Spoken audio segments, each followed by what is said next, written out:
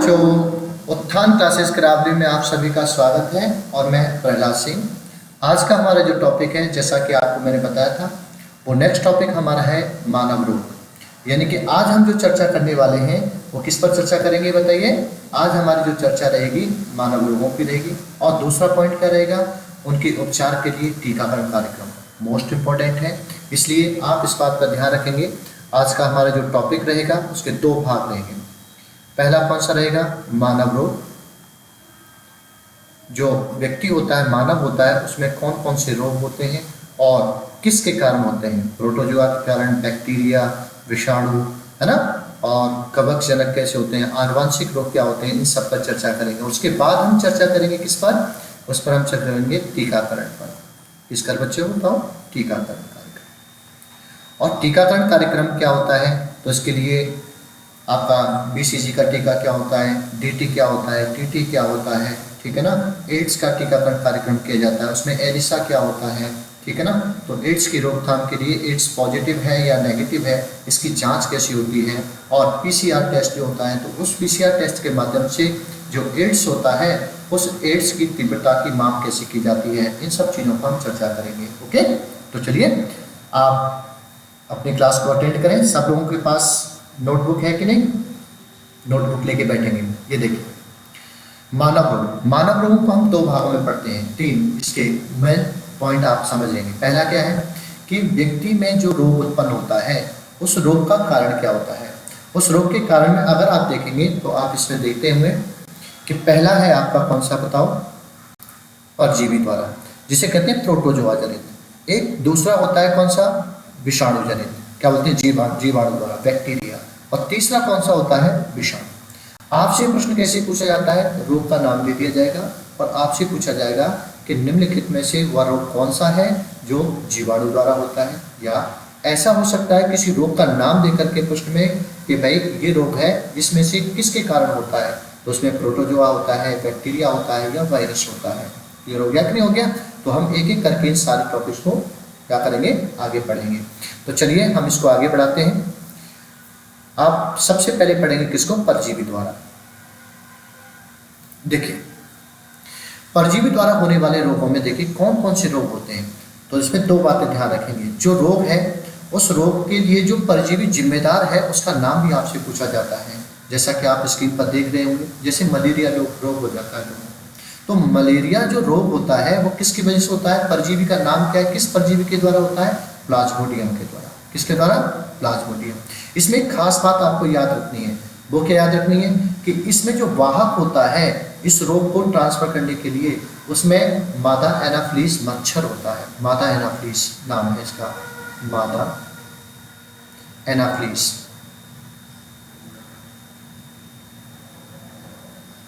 मादा एनाफ्लीज मच्छर होता है जो उसके लिए क्या होता है, जिम्मेदार होता है। मतलब वो इसे मानव के शरीर में इंजेक्ट करने के लिए काम करता है। अच्छा, एक आप रोग देख रहे होंगे, कौन सा है आपका, ये है आपका पायरिया। पायरिया रोग जो होता है इसके लिए जिम्मेदार कौन सा जो आपका परजीवी है, उसका नाम है एंट अमीबा जिंजिविलिस। बड़ा इंपॉर्टेंट है, बहुत पूछा जाता है आपसे, ठीक है ना। एक है आपका निंद्रा रोग। अफ्रीकी देशों में खासतौर से ये रोग पाया जाता है और जहाँ कहीं भी होता है उसके लिए जिम्मेदार कौन होता है, ट्रिपेनोसोम। ये इसका क्या है बोलिए, बैक्टीरिया क्या बोलते हैं, प्रोटोजोआ होता है। इसमें देखो शीशी मक्खी होता है, इसकी क्या है, वाहक है। शीशी को आप देखेंगे तो इसका नाम होता है, शुद्ध नाम देखा जाए तो इस तरीके से होता है, मक्खी। क्लियर हो गया कि नहीं हो गया, इसे इस नाम से जाना जाता है। तो इसे शॉर्ट में शीशी मक्खी का नाम दे दिया जाता है। तो ये ध्यान रखना कुछ कुछ चीज़ों में जो मैं आपको बता रहा हूँ। जैसे मलेरिया का वाहक कौन होता है, मादा एनाफ्लीज मच्छर होता है। और निंद्रा रोग जिसे ट्रिपेनोसोम कहा जाता है, इसके लिए कौन सी, शीशी मक्खी का वाहक माना जाता है। और पेचिश जो होता है वो क्या है, कौन से परजीवी के द्वारा होता है, तो इसमें ध्यान रखिए एंट अमीबा हिस्टोलिट का। कौन सा, एंट अमीबा हिस्टोलिट का होता है। और कालाजार, कालाजार बोला जाता है, इसे दमदम बुखार भी कहते हैं। कौन सा, दमदम बुखार, ठीक है। और इसे दमदम बुखार के नाम से भी जाना जाता है, गला घोटू बुखार भी माना जाता है इसे। और इसके लिए जो महत्वपूर्ण परजीवी है वो कौन सा है, लीशमैनिया डोनोवानी। कौन सा बताओ, लीशमैनिया डोनोवानी होता है। क्लियर हो गया कि नहीं हो गया? नेक्स्ट आगे बढ़िए। अगर हम बात करते हैं जीवाणु द्वारा होने वाले रोग, तो आपको पता होना चाहिए जीवाणु द्वारा कौन कौन से रोग होते हैं। तो जीवाणु द्वारा होने वाले रोगों में नाम याद रखेंगे, कौन सा हो गया, टिटनिस। टिटनिस जो होता है वो जीवाणु द्वारा होता है, बैक्टीरिया द्वारा जनित होता है। हैजा जो होता है वो भी होता है। तीसरा कौन है बताओ, टाइफाइड होता है, ये भी होता है। एक होता है डिप्थीरिया, इसको भी आप याद रखेंगे। एक हो गया कौन सा, प्लेग बीमारी जो होती है वो भी कैसी होती है, बैक्टीरिया जनित होती है। क्षय रोग जो होता है वो भी होता है, और निमोनिया होता है। और कौन सी खांसी होती है, काली खांसी, जो कुक्कड़ खांसी बोलते हैं ना, काली खांसी होती है। तो ये सभी रोग जो होते हैं ये किसकी वजह से होते हैं बताओ, बैक्टीरिया जनित रोग होते हैं। तो आपको मैंने पहले बता दिया प्रश्न कैसे पूछा जाएगा, इन रोगों का ऑप्शन दे दिया जाएगा और पूछा जाएगा। 2 इसमें से दे दिया, 3 इसमें से दे दिए, एक इसका बोलो प्रोटोजोआ का दे दिया। और आपसे पूछ लिया कि भाई बताओ इनमें से प्रोटोजोआ के द्वारा जनित रोग कौन सा है, या उल्टा कर देंगे, 2-3 उसमें से दे देंगे, एक इधर से दे देंगे, ठीक है ना। इस तरीके से आपसे पूछा जाता है, तो आप इस चीज को बताने में सक्षम होने चाहिए। क्लियर है? चलो नेक्स्ट आप चलते हैं आगे। विषाणु द्वारा होने वाले लोग, विषाणु द्वारा होने वाले लोग मोस्ट इंपॉर्टेंट है, इन्हें याद रखेंगे। पहला कौन सा है बताओ, एड्स, ठीक है। HIV पॉजिटिव जो होता है, HIV नेगेटिव, तो रिपोर्ट के आधार पर पता चलता है। अभी जस्ट इसके बाद में मैं टीकाकरण पढ़ाऊंगा तो वहां पर आपको बताऊंगा, ठीक है ना। तो एड्स हो गया। दूसरा क्या है, डेंगू, आपका कौन सा, पोलियो, और आपका क्या है, इन्फ्लुएंजा और चेचक। साथ ही साथ जो छोटी माता होती है, एक होती है बड़ी माता, एक होती है छोटी माता रोग होता है, जो बहुत दाने दाने टाइप में निकल आता है, पूरे शरीर को, पूरी बॉडी पर आ जाते हैं, ठीक है ना। और एक होता है खसरा, ठीक है ना। और क्या है, हेपेटाइटिस, या जिसे पीलिया कहते हैं, पीलिया क्या कहते हैं, हेपेटाइटिस के नाम से जाना जाता है। और रेबीज। क्लियर हो गया कि नहीं हो गया? ये भी विषाणु के द्वारा होने वाले क्या है, रोग होता है, ठीक है। नेक्स्ट आप याद रखेंगे। अगला है आपका फफूंदी द्वारा होने वाले रोग, ठीक है। और फफूंदी द्वारा कौन कौन से रोग होते हैं, तो आप इसमें देख सकते हैं। एक है आपका दमा, और एक कौन सा हो गया बताओ, एथलीट फुट होता है। और दूसरा होता है गंजापन, है ना, गंजापन आता है। और दांत का रोग होता है, ये भी किसके कारण होता है बताओ बच्चों, ये भी फफूंदी के कारण होता है। क्लियर हो गया कि नहीं हो गया? नेक्स्ट, आनुवंशिक रोग, मोस्ट एंड मोस्ट इंपॉर्टेंट है। तो आनुवंशिक रोगों की अगर हम बात करते हैं तो आनुवंशिक रोग में वर्णांधता, वर्णांधता इसकी वाहक कौन होती है, स्त्रियां होती हैं। और खास तौर से इसका पहचान ये होती है कि लाल और हरे रंग का पहचान नहीं कर पाता है रोगी, और इसलिए ये रोग बड़ा महत्वपूर्ण हो जाता है। और ये आनुवंशिक रोग है, ये वैसे क्रिएट नहीं होता, पीढ़ी दर पीढ़ी क्रिएट होता है, ठीक है। तो एक कौन सा हो गया आपका बताओ, वर्णांधता रोग हो गया। हीमोफीलिया, हीमोफीलिया एक ऐसा रोग होता है जिसके अंतर्गत जो व्यक्ति होता है रोगी, उसमें खून में थक्का नहीं जमता। मतलब अगर कहीं से कट जाता है तो आपको पता है कहीं से कट जाना, कहीं से खून निकलना होता है, तो वो थोड़ी देर बाद अपने आप क्या हो जाता है, बंद हो जाता है, क्योंकि खून का थक्का जम जाता है। लेकिन जिन लोगों में हीमोफीलिया रोग होता है, ऐसे व्यक्तियों के लिए जब अगर कहीं से ब्लीडिंग होती है तो खून का थक्का नहीं जमता है और खून रुकता नहीं है, तो ये रोग होता है। इसकी प्रमुख वाहक कौन होती है, स्त्रियाँ होती हैं। एक है आपका टर्नर सिंड्रोम। टर्नर सिंड्रोम जो होता है ये भी आनुवंशिक रोग होता है, और ये मुख्य रूप से एक ऐसा रोग होता है जो स्त्रियों में पाया जाता है।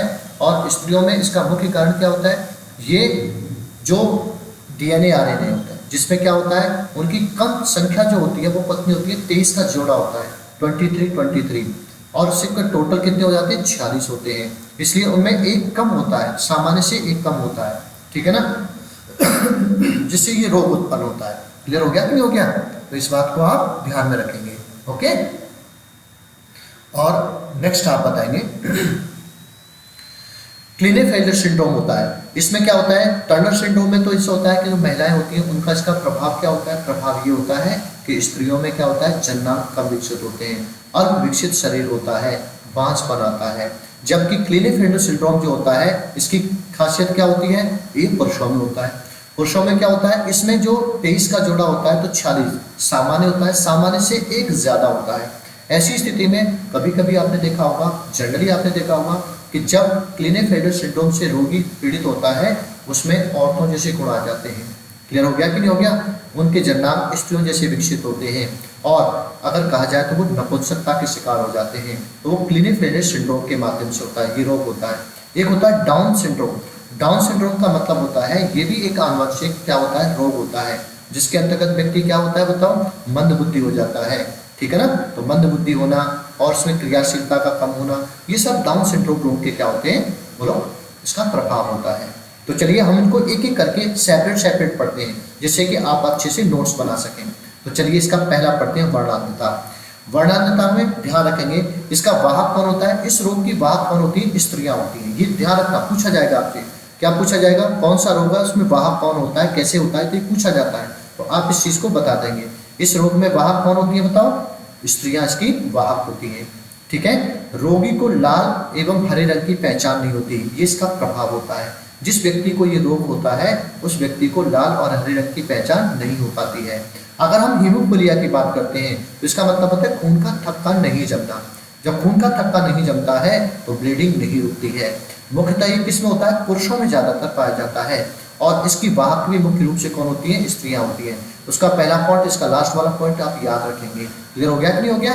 तो वाहक कौन होती है इसकी बताओ, स्त्रियां होती हैं। तो नेक्स्ट में अगला पॉइंट, आनुवंशिक जो रोग है उनमें आता है टर्नर सिंड्रोम, जो मैं आपको पहले ही बता चुका हूँ। रोग मुख्यतः किसमें होता है, स्त्रियों में पाया जाता है। ये रोग किसमें पाया जाता है, स्त्रियों में होता है, पहली बात। इसके अंतर्गत गुणसूत्रों की संख्या सामान्य से एक कम होती है, जैसा कि मैंने अभी बताया था। जैसे सामान्य कितना होता है, सामान्य संख्या गुणसूत्रों की किसकी होती है मनुष्य में बताओ, 46, लेकिन 46 ना होकर के एक कम होती है, तो जो रोगी होता है उसमें एक कम पाई जाती है और इसी के कारण उसमें टर्नर सिंड्रोम जैसा आनुवंशिक बीमारी जन्म लेती है। और इसका प्रभाव क्या होता है, अल्प विकसित शरीर होता है, चूंकि स्त्रियों में पाया जाता है इसलिए उनके जन्नांग क्या होते हैं, अविकसित होते हैं और उनमें बांझपन का होना इस प्रकार की खतरनाक बीमारी हो जाती है। क्लियर हो गया? ऐसी स्त्रियां जिनको बच्चे नहीं होते उन्हें कहते हैं बांझ। क्लियर होगा? शरीर जो होता है अल्प विकसित होता है, बहुत दुबला पतला होता है, जन्नांग जितने भी होते हैं वो विकसित अवस्था में नहीं हो पाते, ठीक है ना। तो अल्प विकसित शरीर होता है, जन्नांग अविकसित होते हैं और बांझपन होता है, ठीक है। नेक्स्ट समझिए आप, नेक्स्ट है आपका अगला टर्नर सिंड्रोम के बाद आप देखें क्लिनेफेल्टर सिंड्रोम। ये भी एक आनुवंशिक रोग होता है और इसमें मुख्य रूप से किसमें होता है ये बताओ, ये मुख्य रूप से पुरुषों में होता है, ठीक है। गुणसूत्रों की संख्या सामान्य से एक अधिक होती है, जैसा मैंने अभी बताया आपको। सामान्य कितनी है बताओ, 40, लेकिन ये रोग जिस व्यक्ति में पाया जाता है उस व्यक्ति में कितनी संख्या होती है, 47 होती है। कितनी होती है बच्चों बताओ, 47 होती है। इसका प्रभाव क्या होता है, तो इसका प्रभाव ये होता है कि ऐसे पुरुष जिसमें ये रोग पाया जाता है उसके जन्नांग स्त्रियों की तरह विकसित होते हैं और उसमें क्या होता है, नपुंसकता का गुण पाया जाता है। क्लियर हो गया है? तो कहते हैं नपुंसक होना या जन्नांगों का स्त्रियों की तरह विकसित होना। क्लियर हो गया? तो नेक्स्ट आगे बढ़िए। एक है आपका डाउन सिंड्रोम, जैसा कि मैंने अभी बताया था। इसमें रोगी कैसा होता है, मंद बुद्धि होता है। कैसा होता है बताओ, मंद बुद्धि होता है। अनियमित शारीरिक ढांचा होता है। इसका मतलब अनियमित शारीरिक ढांचे का मतलब समझते हैं कि किसी के पैर बहुत ज़्यादा लंबे हो जाते हैं, सर बहुत बड़ा हो जाता है। कभी कभी ऐसी स्थिति होती है कि उसकी कहीं न कहीं से जो शरीर होता है अनियमित तरीके से विकसित हो जाता है। तो ऐसा किसकी वजह से होता है, डाउन सिंड्रोम की वजह से होता है और ये एक आनुवंशिक क्या होता है, रोग होता है। क्लियर हो गया कि नहीं हो गया? तो डाउन सिंड्रोम हो गया। अगर हम बात करते हैं किसकी, आ जाओ अब रोकथाम की बात करते हैं। रोकथाम में क्या आता है, टीकाकरण आता है। टीकाकरण मोस्ट इंपॉर्टेंट है। तो टीकाकरण कार्यक्रम के अंतर्गत पहला अगर आप पढ़ेंगे बीसीजी। बीसीजी का पूरा नाम होता है बेसिलस कॉलमेट ग्यूरिन। क्या होता है बताओ, बीसीजी का पूरा नाम, इस टीके का पूरा नाम पूछा जाएगा बीसीजी का, तो इसका क्या नाम होता है, बेसिलस कॉलमेट ग्यूरिन। ये टीकाकरण होता है और ये जन्म के समय लगाया जाता है। जैसे बच्चे ने जन्म लिया उसके तुरंत बाद क्या लगाते हैं, ये टीका लगाते हैं। इसका कारण क्या होता है, बच्चों में तेज बुखार होता है, तपेदिक बहुत, वो 70% तक क्या हो जाता है, कम हो जाता है। उससे सुरक्षा प्रदान करता है, 70% तक उससे सुरक्षित हो जाता है बच्चा।